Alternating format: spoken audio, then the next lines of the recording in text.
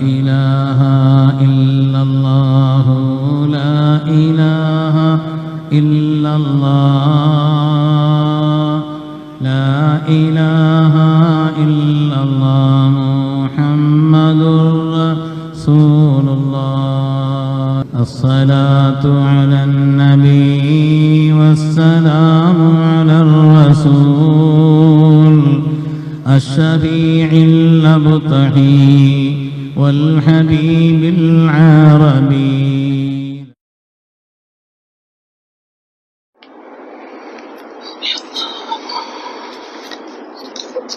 السلام عليكم ورحمة الله وبركاته. الحمد لله العظيم القدرة والشان شديد البطش والبرهان حافظ الدين والقرآن ما شاء الله كان ما لم يشاء لم يكن لا حول ولا قوة إلا بالله إن أريد إلا الإصلاح ما استطعت وما توفيقي إلا بالله عليه توكلت وإليه أنيب سبحانك لا علم لنا إلا ما علمتنا إنك أنت العليم الحكيم. قال الله سبحانه وتعالى في القرآن الحميد بسم الله الرحمن الرحيم أولم يكفيهم أنا أنزلنا عليك الكتاب يتلى عليهم إن في ذلك لرحمة وذكرى لقوم يؤمنون. وقال النبي صلى الله عليه وسلم القرآن حبل الله المتين من قال به صدق ومن عمل به رشد ومن اعتصم به فقد هدى إلى صراط مستقيم. கண்ணியமிக்க முஃமினீன்களே, அல்லாஹ்வின் நல்லடியார்களே, அருமை நாயகம் ஸல்லல்லாஹு அலைஹி வஸல்லம் அவர்களின் பாக்கியம் நிறைந்த உம்மத்துமார்களே, ரப்பு சுப்ஹானஹு வ தஆலா அவருடைய மேலான கட்டளையை ஜும்ஆவுடைய ஃபர்தை நிறைவேற்றுவதற்காக ஒன்று சேர்ந்திருக்கக்கூடிய நம் எல்லோரையும் அல்லாஹ் கபூல் செய்தருள்வானாக. ரப்பினுடைய மேலான திருப்தியை நம்முடைய வாழ்வில் லட்சியமாக கொண்டு இந்த உலகத்தில் அதற்கு ஏற்ப வாழ்ந்து காண்பித்த வல்லல் முஹம்மது ரசூலுல்லாஹ் ஸல்லல்லாஹு அலைஹி வஸல்லம் பரிசுத்தமான வழியில் நின்று இரு உலகத்திலும் வெற்றி பெற்ற சாலிஹீன்கள், அருளாளர்கள், வலிமார்கள், நாதாக்கள், நல்லோர்களின் கூட்டத்தில் அல்லாஹ் தஆலா நம்மையும் நம் சந்ததிகளையும் கபூல் செய்தருள்வானாக. கண்ணியமிக்க முஃமினீன்களே, ரப்பு சுப்ஹானஹு வ தஆலா அவனால் அருளப்பட்ட வேதம் சத்தியமானது என்பதையும் அவன் இந்த உலகத்தில் தந்த மார்க்கமான இஸ்லாம் அது உண்மையானது என்பதையும் அவனால் அனுப்பப்பட்ட நமது உயிரினும் மேலான கண்மணி ரசூலுல்லாஹி ஸல்லல்லாஹு அலைஹி வஸல்லம் அவர்கள்தான் உண்மையான தூதர் என்பதற்கு உண்டான ஆதாரமாக, அதற்குண்டான அத்தாட்சிகளாக அல்லாஹு தஆலா அவனுடைய வேதத்தை தந்தார். வேதத்தை தந்தது மாத்திரமல்லாது அந்த வேதத்தின் வழியாக மலை பூட்டக்கூடிய ஆச்சரியமான பல சரித்திரங்களையும் அல்லாஹு தஆலா அதன் வழியாக சொல்லி காண்பித்தார். அல்லாஹுவே கேட்கிறான், அவலம் யக்ஃபிஹிம் அன்னா அன்ஸல்னா அலைக்கல் கிதாப யுத்லா அலைஹிம், நாம் ஓதி காட்டப்படக்கூடிய இந்த வேதத்தை அவர்கள் மீது இறக்கி வைத்தோமே, இது அவர்களுக்கு போதுமானது இல்லையா என்று அல்லாஹ் கேட்கிறான். இது போதுமானது இல்லையா என்று அல்லாஹு தஆலா உண்மையானவன் என்பதற்கு, இஸ்லாம் சத்திய மார்க்கம் என்பதற்கு, அல்லாஹுடைய ஹபீப் அவனுடைய தூதர் என்பதற்கு அதற்குண்டான ஆதாரங்கள், அதே போல் இது போதுமானதா இல்லையா என்ற கருத்தில் அல்லாஹு தஆலா கேட்கிறான். கண்ணியமானவர்களே, குர்ஆன் என்பது சாதாரணமானது என்று கருதிவிடக்கூடாது. காலங்களையும் கடந்து நிற்கக்கூடிய பேர் அற்புதம் அது. இந்த உலகத்தில் எப்படிப்பட்ட தத்துவங்கள் வந்தாலும் சரி, எந்த சட்டங்கள் வந்தாலும் சரி, அல்லது எப்படிப்பட்ட இந்த உலகத்தில் அறிவியல் கண்டுபிடிப்புகள் ஏற்பட்டாலும் சரி, அதுவெல்லாம் மாறுவதற்கான வாய்ப்பு இருக்கிறது, மாறக்கூடியதுதான். எத்தனை நாட்டினுடைய சட்டங்கள், இந்த சட்டங்கள் மாறிக்கொண்டே இருக்கிறது, சட்டங்கள் திருத்தங்களை பெற்றுக்கொண்டே இருக்கிறது. எத்தனை அறிவியல் விஷயங்கள் இது காலத்தால் மாறி போய் அது இல்லாமலாகிவிட்ட ஒரு நிலையை நாம் பார்க்கிறோம். ஆனால் 1400 ஆண்டுகளை கடந்து இல்லை கியாமத்து நாள் வரை குர்ஆனுடைய எல்லா ஆயாத்துகளும் அது சத்தியமானதும் மாற்றப்பட இயலாதது. குர்ஆன் சரி ஒரு சவால் விட்டது உலகத்தில். இதே போல ஒரு ஆயத்தை கொண்டு வர முடியுமா என்று அல்லாஹ் கேட்டான். இதே போல் ஒரு வசனத்தை உங்களால் கொண்டு வர முடியுமா? யாரிடத்தில் கேட்டான்? இலக்கிய துறையிலே மேம்பட்டவர்கள், அதிலே உன்னதமான நிலையை கண்டவர்கள், அதுதான் தங்களுடைய நிலைப்பாடாக ஆக்கிக் கொண்டவர்கள். அரஃபா முடித்து முஸ்தலிஃபாவுக்கு வந்தால், மினாவுக்கு வந்தால், அவர்கள் எல்லாம் பண்டைய கால தங்களுடைய மூதாதையர்களை பற்றி எல்லாம் கவிதைகளை படித்துக் கொண்டிருப்பார். சாதாரணமான இயல்பு அது அவர்களுக்கு. அரபுலகத்திலே பெரிய கவிஞர் இருந்தான், இம்ரவுல் கைஸ் என்றவனுடைய பெயர். ஸல்லல்லாஹு அலைஹி வஸல்லம் கூட சொன்னார்கள், கவிஞர்களுக்கெல்லாம் பெரிய கவிஞன் நரகத்தின் வழிகாட்டின்னு சொன்னான். இந்த இம்ரவுல் கைஸ் இருக்கிறானே சாதாரணமானவன் அல்ல, மிகப்பெரிய கவிதையினுடைய வலிமைக்கு சொந்தக்காரன். இன்றும் கூட அவனுடைய இலக்கிய தரத்திற்காக அவனுடைய நூல்கள் பல இடங்களில் சொல்லிக் கொடுக்கப்படுகிறது. அந்த இம்ரவுல் கைஸ் அவன் தன்னுடைய வார்த்தைகளால் பலரை வேதனைப்படுத்தி இருக்கிறான், பலரை வீழ்த்தி இருக்கிறான், ஒய்யாரத்திற்கும் கொண்டு சென்றிருக்கிறான். அவனால் வீழ்த்தப்பட்ட அந்த விரோதிகளிலே 2 பேர் குறிவைத்து அவனை ஒரு தடவை ஒரு இடத்திலே காட்டு பகுதியில் ஆக்கிவிட்டார். காட்டு பகுதியிலே அவனை கொலை செய்வதற்காக அந்த 2 பேர் முற்படுகிறார். இம்ரவுல் கைஸ் சொன்னான், எனக்கு ஒரே ஒரு ஆசை, நான் ஒரு செய்தியை சொல்ல வேண்டியது இருக்கிறது, அதை கொண்டு போய் வீட்டுல மட்டும் கொடுத்துருங்கன்னு சொன்னான். சாக போகிறான், அந்த நேரத்துல அவனுக்கு ஒரு ஆசை, அதனால இதை எழுதி கொடுத்தா என்ன இருக்கிறது, சரி எழுதி கொடுன்னு பார்த்தாங்க. அதுல ஒண்ணு இவங்களுக்கு பெரிய செய்தி ஒண்ணும் தெரியல அதுல. ஆனால் இதுல என்ன இருந்தது, எவனத்தை இம்மறையில் கைசி இன்ன அபாக்குமா, இம்ரவுல் கைசனுடைய 2 பெண் மக்களே உங்களின் தகப்பனார், இந்த ஒரு வார்த்தை தான் இருந்துச்சு. அவங்க பார்த்தாங்க, சரின்னு வீட்டுல கொண்டு போய் கொடுத்தாங்க. வீட்டுல அவனுடைய 2 பெண் மக்கள் உலக்கையை வைத்து எடுத்துக் கொண்டிருந்தார். இதை கொண்டு போய் கொடுத்த உடனே மூத்தவள் அந்த வாசகத்தை பார்த்து அடுத்த அடி ஏற்றினான். கத்தீலுன் ஃபைன்னல் காத்திலைனி லதைக்குமா, இம்ரவுல் கைஸின் 2 பெண் மக்களே உங்களின் தகப்பனார் என்று மாத்திரம் எழுதப்பட்டிருந்தது. கொல்லப்பட்டு விட்டால் கொன்ற 2 பேரும் உங்கள் முன்னால்.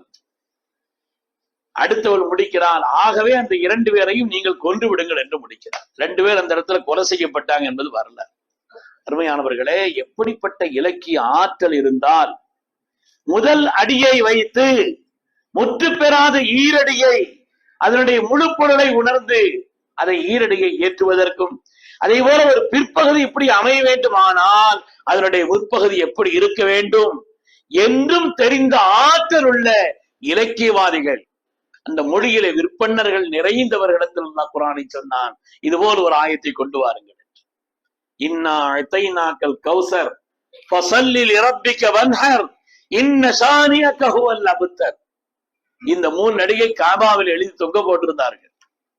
அதை பார்த்த அந்த காலகட்டத்தினுடைய மிகப்பெரிய கவிஞர்கள் வந்து சொன்னார்கள், மிகப்பெரிய மஹாதா இல்லா கௌலுல் பஷர், மஹாதா கௌலுல் பஷர், இது மனித சொல் அல்ல, இது மனித வார்த்தை அல்ல என்று ஒப்புக்கொண்டார். உண்மையானவர்களே, குர்ஆனுடைய மகத்துவத்தை புரிய வேண்டிய அளவிற்கு நாம் புரியவில்லை. இது அவ்வளவு உன்னதமானது, காலங்களையும் கடந்து நிற்கக்கூடியது, அல்லாஹ்வினால் ஓதப்பட்டது. உலகத்தில் உள்ள வேதங்கள் எல்லாம் அது கொடுக்கப்பட்டதுதான், அது ஓதப்பட்டது குர்ஆன்.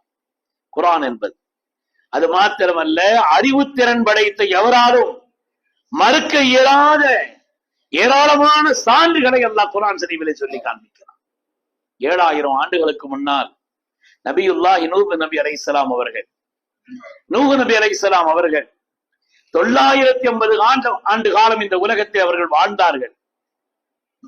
அவர்கள் மக்களிடத்தில் மார்க்கத்தை சொன்ன நேரத்தில் தொந்தரவு இப்படி அப்படி அல்ல, கடுமையான தொந்தரவு.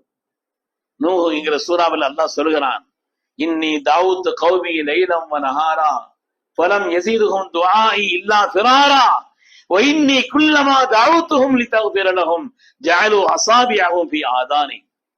இரவு பகலாக நான் பிரச்சாரம் செய்தேன், காதுல வந்து கையை வச்சு அடைச்சுக்கிட்டான், சொல்வதை கேட்பதே இல்லை. 950 வருஷ காலம் வாழ்ந்தார்.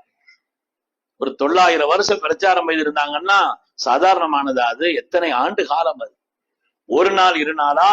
ஒரு வாரம் 950 ஆண்டு காலம் வாழ்ந்தவர்கள். ஆனால் கடுமையாக அவர்களை கேலி செய்தார்கள், நோவினை கொடுத்தார்கள், எள்ளி நகையாடினார்கள், தொந்தரவு கொடுத்தார்கள். கடைசியில நூஹ் அலைஹிஸ்ஸலாம் அல்லாஹ்ட்ட சொன்னாங்க, ரப்பே கொஞ்ச காலம் இல்லையே, 900 வருஷத்திற்கு மேல் இவங்களுக்கு இப்படிப்பட்ட தீனை சொல்லிட்டேன், கேட்கிற மாதிரி தெரியல, இவன் மாத்திரம் இல்ல சந்ததி கூட ஈடேற்றம் பெறுற மாதிரி தெரியல எனக்கு பார்த்தா அப்படின்னு சொன்ன உடனே அல்லாஹ் தஆலா சொன்னான், ஒரு கப்பலை கட்டுங்கள் என்று சொன்னான். ஹஜரத் நூஹ் அலைஹிஸ்ஸலாம் ரப்பினுடைய உத்தரவுக்கு ஏற்ப கப்பல் கட்டினாங்க. குடுவானா ஏற்கனவே கேலி பண்றாள், இந்த ஒரு நிலத்துல போய் கப்பல் கட்டினா நூஹ் நபியினுடைய கப்பல், நூஹுடைய கப்பலை பாருங்கள், தரையில் ஓடக்கூடிய கப்பல் என்று அதை பிரச்சாரம் செய்தார்கள், கேலி செய்தார்கள். ஆனால் இவங்க அதை பார்க்கல. அல்லாஹ்வுடைய உத்தரவு என்பதற்காக ஒரு கப்பலை கட்டினார். இந்த வரலாறு அது. கடைசியா அல்லாஹ் தஆலா எப்பொழுது தன்னுடைய கட்டளை நிறைவேறும், கப்பல் கட்டி முடிப்பார்கள் என்ற ஒரு நிலை முடிந்த உடனே வானம் பீத்து கொண்டு பெய்ந்ததோ, பூமி தன்னை வெளிப்படுத்தியதோ என்று சொல்லப்படக்கூடிய அளவிற்கு வானத்திலிருந்தும் பூமியிலிருந்தும் வெள்ளம் அப்படியே பெருக்கெடுத்து ஓடார்கள். அப்படி இல்லை வெள்ளம், அப்படி ஒரு வெள்ள பிரளயம். உலகமே அழிந்து போனது. அதுதான் உண்மை. உலகமே அழிந்து போனது. இரண்டாம் ஆதம் நூஹ் நபி அலைஹிஸ்ஸலாம். நூஹ் அலைஹிஸ்ஸலாம் அவர்களும் அவர்களோடு கப்பலில் யார் ஏறினார்களோ அவங்க மாத்திரம்தான் இன்னைக்கு உலகத்தில் உள்ள சந்ததிகள். எல்லாம் அழிக்கப்பட்டு விட்டது. நூஹ் அலைஹிஸ்ஸலாம் அவர்களோடு கப்பலில் ஏறியவர்கள், ஏறிய உயிரினங்கள், அவைகள் மாத்திரம்தான் உலகத்தில். அதில் அல்லாஹ் தஆலா ஒரு செய்தியை சொல்கிறான்.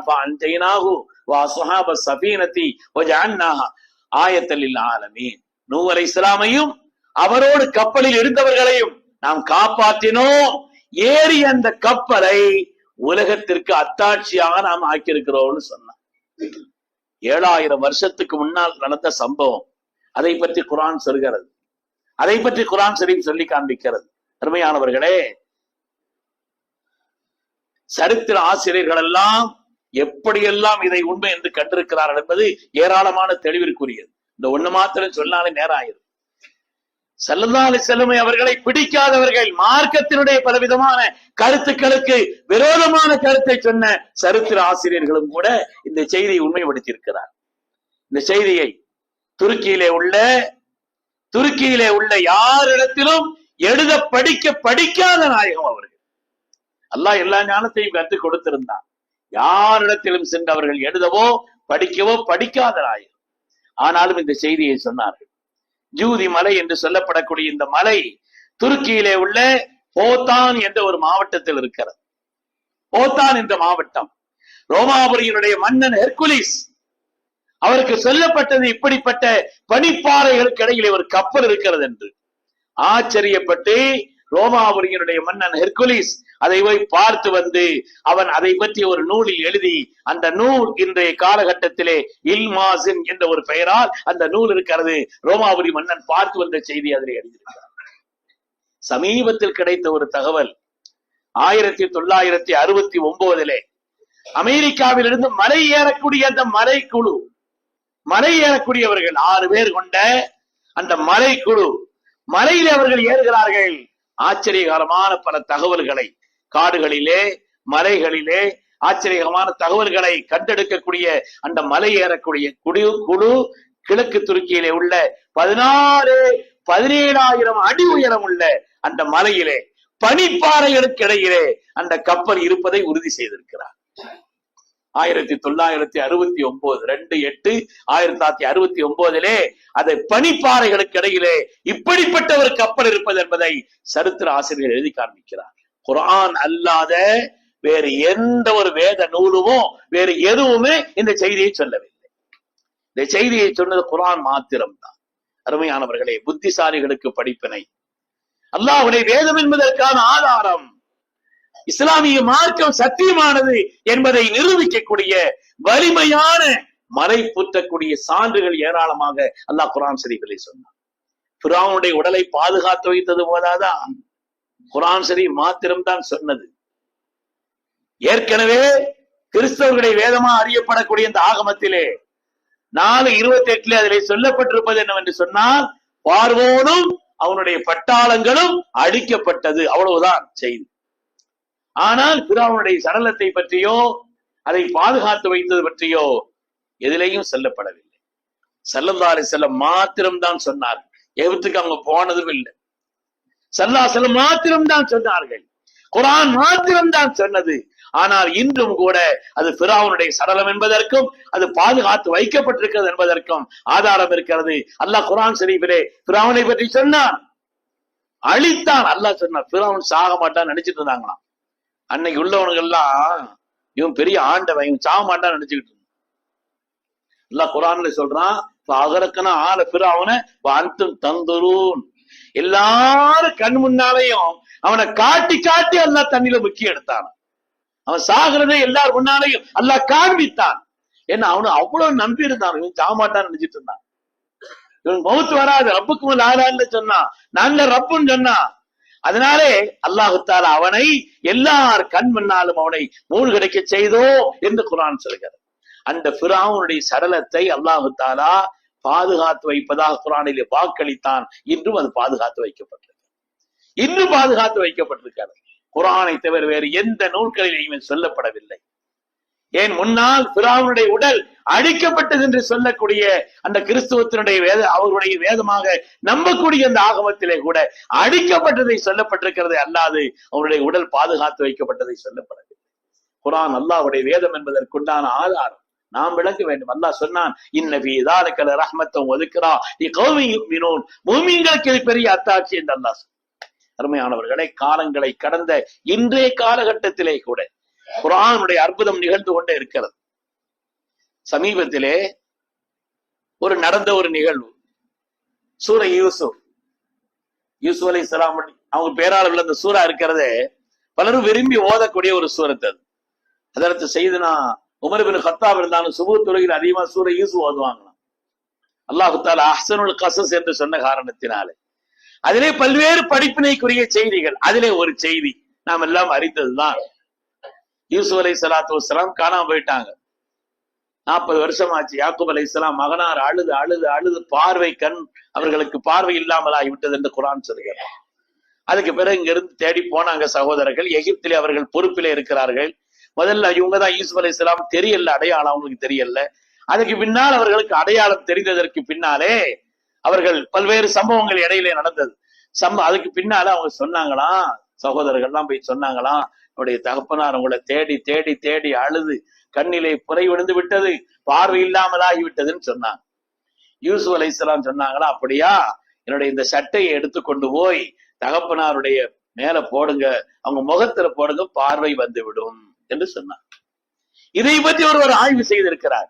இது என்ன சட்டையை கண்ணுல போட்டா மேல போட்டா பார்வை வந்துடும்னா அது விளங்க தெரியல. ஆனா இது செய்தி இருக்குது. எகிப்து நாட்டை சார்ந்த ஒரு பெரிய ஆராய்ச்சியாளர் இதை பற்றி ஆய்வு செய்திருக்கிறார். சமீபத்தில் அந்த ஆய்வினுடைய வெளிப்பாடு வந்திருக்கிறது. என்ன சட்டைய முகத்துல போட்டா பார்வை வரும்னா சட்டைக்குள்ள என்ன இருக்குது? சட்டைக்குள்ள அப்படி என்ன இருக்குது? நீண்ட நெடும் காலமாக 40 வயதை தாண்டியவர்களுக்கு கண்ணில் ஏற்படக்கூடிய புரை அல்லது வெள்ளைத்திரை, இதற்கெல்லாம் அறுவை சிகிச்சை மாத்திரம்தான் அதற்குண்டான ஒரே தீர்வாக இருந்தது.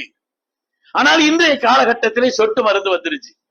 இந்த சொட்டு மருந்தினுடைய நிலைப்பாடுகளிலே அந்த எகிப்தை சார்ந்த அந்த ஆய்வாளர் ஆராய்ச்சியாளர் சொல்கிறார், குர்ஆன் இந்த செய்தி எனக்கு உணர்த்தி கொண்டு, இது என்ன இது? சட்டை இதுக்கு முகத்துல போட்டாங்க பார்வை வந்துருச்சுன்னா இது என்ன? இதுல என்ன இருக்கிறது? ஆனால் குர்ஆன் எப்படி சொல்லும் என்றால் அது ஆய்வுக்குரிய விஷயம். எனவே நான் ஆய்வு செய்தேன். சட்டையில என்ன இருக்குது? ஓட்ட சட்டையில என்ன இருக்குங்க? ஓட்ட சட்டையில சட்டையினுடைய வாசனை என்ன இருக்கும்? அதுல அவருடைய வியர்வையினுடைய வாசனையோ அல்லது நாற்றமோ அல்லது வியர்வையினுடைய நிலை இருக்கும். அவர் இந்த வியர்வையை பற்றி ஆய்வு செய்கிறார். வியர்வையை பற்றி ஆய்வு செய்கிறார். ஆய்வு செய்து பார்த்து முதலாவது பார்வை குன்றிய எலிகளுக்கு அதை பற்றி உண்டான ஒரு நிலையிலே அதை சொட்டு மருந்தா ஆக்கி, ஏதாவது வேர்வை ஊத்தி கண்ணில் ஊத்திடக்கூடாது. ஏதாவது சொன்ன உடனே சில பேர் ஏதாவது புத்தகத்துல படிச்ச உடனே அது கருஞ்சீரகத்தை சாப்பிட்டால் உடம்புக்கு நல்லதுன்னா மொத்தமா எடுத்து வாயில போட்டா எல்லா உடம்புக்கும் அதை ஏத்துக்கிறாது. உடம்புல 3 வகையான உடம்பு இருக்குது. சூடு உடம்பு இருக்குது, குளிர்ச்சியான உடம்பு இருக்குது, பித்த உடம்புன்னு இருக்குது அல்லவா? அந்த உடல்நிலைக்கு ஏற்ப அந்த பொருள்களை முறையா சாப்பிட்டா அது பலனளிக்கும். அதனால இவர் அந்த வியர்வையை பற்றி ஆய்வு செய்கிறார். ஆய்வு செய்து அதை பற்றிய நிலையை எடுத்து கடைசியிலே அமெரிக்காவில் பின்பு ஐரோப்பாவில் நிலைகளுக்குள்ளது அது சம்பந்தப்பட்ட விஷயங்களை குர்ஆனிக் மெடிசன் என்று நாம் தளங்களிலே பார்த்தால் அதை பற்றி செய்தி இருக்கிறது. குர்ஆனிக் மெடிசன் என்று கடைசியாக ஆஸ்திரேலியாவிலே குர்ஆனிக் மெடிசன் என்ற பெயரால் ஆய்வு செய்தால் அதுக்கு பிறகு சுவிட்சர்லாந்திலே உள்ள ஒரு இன்ஸ்டிடியூட் இருக்கு, அதை கொடுக்கிறார் அந்த சொட்டு மருந்து. அதை சொட்டு மருந்தை கொடுத்து அதற்கு பிறகு கண்ணிலே புறையோடிய நிலையிலே உள்ள கண்ணுக்கு அந்த சொட்டு மருந்து போடப்படும் பொழுது அது பார்வையை தருகிறது என்ற ஒரு செய்தியை நான் வெளிப்படுத்தினேன் என்றால் அதற்குண்டான அடித்தளம் குர்ஆன் என்று சொல்கிறார். காலங்களையும் கடந்தும் கூட குர்ஆனுடைய பேர் அற்புதங்கள் நிகழ்ந்து கொண்டே இருக்கிறது. நாம் தான் பாராமுகமாக இருக்கிறோம். அல்லாஹ் குர்ஆனிலே கேட்பதை போல அஃபலா யததப்பரூனல் குர்ஆனை யோசிக்க வேண்டாமா? அம்மாலா குலூபின் அக்ஃபாலுஹா, உள்ளங்களில் அவர்களுக்கு பூட்டு போடப்பட்டிருக்கிறதா என்று அல்லாஹ் கேட்கிறார். அவ்வளவு அற்புதமான செய்திகளை, அல்லாஹ்வுடைய வல்லமையையும் உள்ளமையையும் அந்த குர்ஆனுடைய உண்மைத்தன்மையை நிலைநிறுத்துவதற்கு அவ்வளவு செய்திகளை அல்லாஹ் குர்ஆனிலே சொன்னார். குர்ஆனுடைய மகத்துவத்தை விளங்கும் நசீவை அல்லாஹ் நம் எல்லோருக்கும் தந்தருள் புரிவானாக. அதனுடைய மேன்மை அல்லாஹ் நம்முடைய உள்ளத்தின் அடித்தளத்தில் ஆக்கி வைத்து அதிகம் அதிகம் குர்ஆனை ஓதுவதற்கும் அது சொல்லக்கூடிய உன்னதமான கருத்துக்களை விளங்கி வாழ்க்கையில் செயல்படுவதற்கும் அல்லாஹ் நசீவை தந்தருள்வானாக. ஆமீன் ஆமீன் யா ரப்பல் ஆலமீன். வ ஆகிரு தஅவானா அனில் ஹம்துலில்லாஹி ரப்பில் ஆலமீன். அஸ்ஸலாமு அலைக்கும்.